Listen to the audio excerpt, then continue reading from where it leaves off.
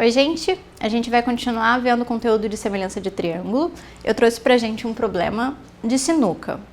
Sinuca é um contexto bastante propício para aparecerem bastantes triângulos semelhantes. Vamos dar uma olhada. Nosso problema é o seguinte: a gente tem uma mesa de sinuca que vai ser representada como um retângulo pra gente, com medidas 6 por 3. Essas são as medidas da nossa mesa de sinuca. Aí, a gente vai jogar uma bolinha daqui, ela vai bater nessa parede, vai rebater, bater nessa parede, vai rebater e encaçapar aqui no vértice S. A regra de rebate da bolinha na parede funciona assim. Se eu rebato aqui, eu vou rebater pela primeira vez aqui, então o ângulo que eu formei com a parede que eu rebati vai ter que ser igual ao ângulo que eu vou formar quando a bola rebater, tá? Ou seja, de novo vai acontecer aqui, quando a bolinha passar por aqui, ela vai formar um ângulo com essa parede que vai ser igual a esse ângulo. E vai rebater e vai encaçapar aqui no S. Aí o nosso problema é o seguinte: eu bati aqui uma bolinha partindo de 1 de distância do ponto P.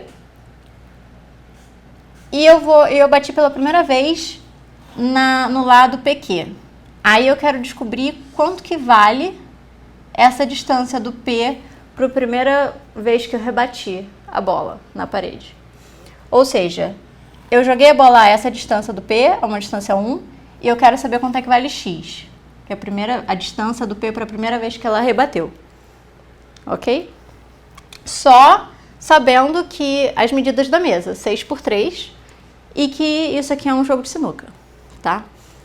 Quando eu falei que sinuca é um ambiente propício para triângulos semelhantes, acontece por quê?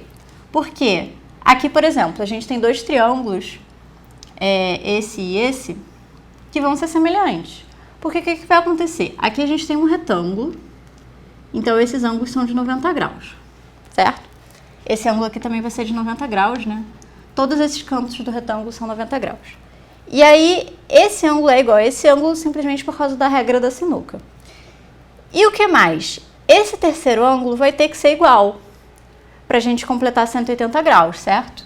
Então, se esse mais esse mais esse é 180 graus, então eu tenho que completar esse com o ângulo de cima. Então, esse triângulo vai ser semelhante ao triângulo de cima. E a mesma coisa vai acontecer aqui com esse triângulo. Olha aqui.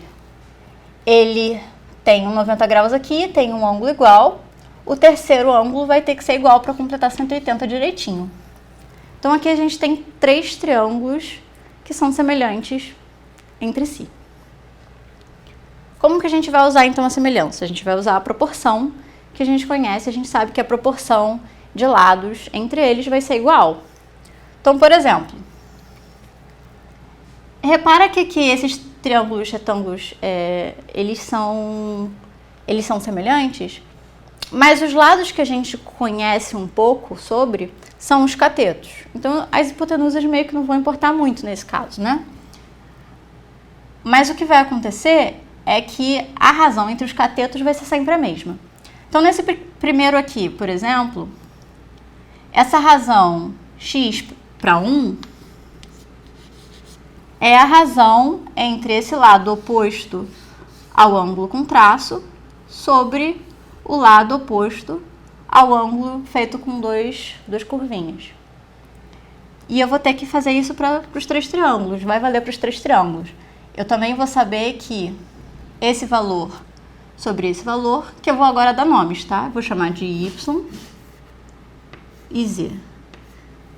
Eu vou saber que x sobre 1 vai ser igual a y sobre z. Eu tenho que tomar cuidado para estar pegando lados correspondentes. Aqui o x é o oposto ao ângulo com tracinho, assim como o y é o oposto ao ângulo com tracinho. Os dois estão do lado de cima. E a mesma razão vai funcionar aqui para esse outro triângulo. Aqui eu vou chamar de w. E eu vou ter aqui y sobre z. y sobre z é igual a 3 sobre w. Veja que o 3 é o oposto ao ângulo com tracinho. Então, eu obtive essa equação. O que a gente faz com essa equação? A gente precisa descobrir quanto que é x. E a gente tem algumas informações no problema. Quais são as informações que a gente tem? A gente sabe as medidas do retângulo. Então, por exemplo, a gente sabe que z mais w é igual a 6. O truque aqui para resolver esse problema é aquilo que eu falei num outro videozinho, que é o seguinte: se você tem uma fração a sobre b igual a c sobre d, você pode perfeitamente, se é todo mundo positivo, pode perfeitamente somar os dois em cima e somar os dois de baixo. E vai continuar sendo a mesma razão, tá? Posso sempre fazer isso aqui. Então, esse vai ser o truque que a gente vai usar, porque eu quero o z mais w, e o z mais w vai aparecer aqui, tá vendo? Eu sei, por exemplo, que isso aqui vai ser, então, a mesma coisa aqui.